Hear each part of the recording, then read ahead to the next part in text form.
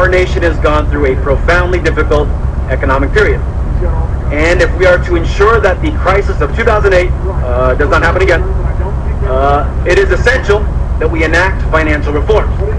Reforms that will put an end to the irresponsible practices by Wall Street and the big banks, which led to this crisis in the first place. Democrats, Republicans, and independents are in agreement. The way Wall Street does business is unsustainable and must be changed. There is no alternative.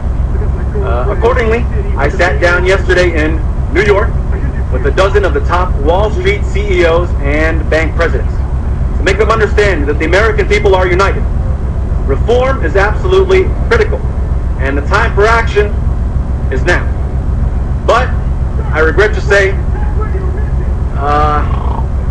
they just didn't go for it. They passed.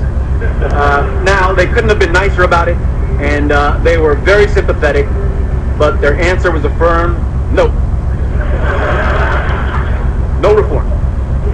And believe me, I made every argument. I brought up the overwhelming public outcry. I talked about how loss of confidence in financial markets puts our whole system at risk. I pointed out that what they're doing is wrong and illegal, and that they were all going to spend eternity in hell.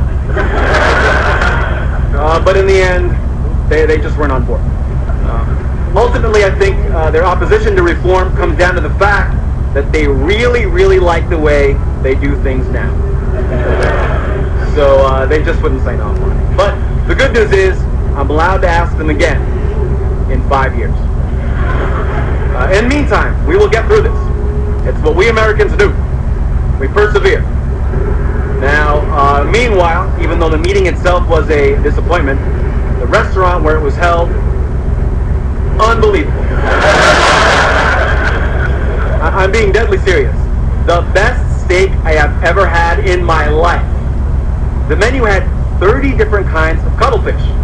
30! I had no idea that there were that many kinds of cuttlefish. After the meal, we all had a glass of brandy from 1746. That's right, a brandy older than this country. And the service, each of us had his own individual waiting. And mine treated me with such kindness and attention, I found it hard to believe we had only just met. I have never been treated better, and I'm the President of the United States. In fact, the mood at that lunch was one of such contentment, such geniality, that I decided to bring up the idea of Wall Street reform one last time. That time, they all just laughed. And I had to laugh too. Now, when the bill came, I was seated near the head of the table, so I got a peek at it. 12 people, and I'm not going to tell you how much it was, but it was mind-blowing. $85,000. Before tip. And here's the thing, when it came, no one batted an eye. Now, let me reassure the American people, I didn't pay. They covered me. Not one dime of taxpayer money went to that check. Directly. Some of it probably came from bailout funds. It's impossible to know. Anyway, what an amazing lunch.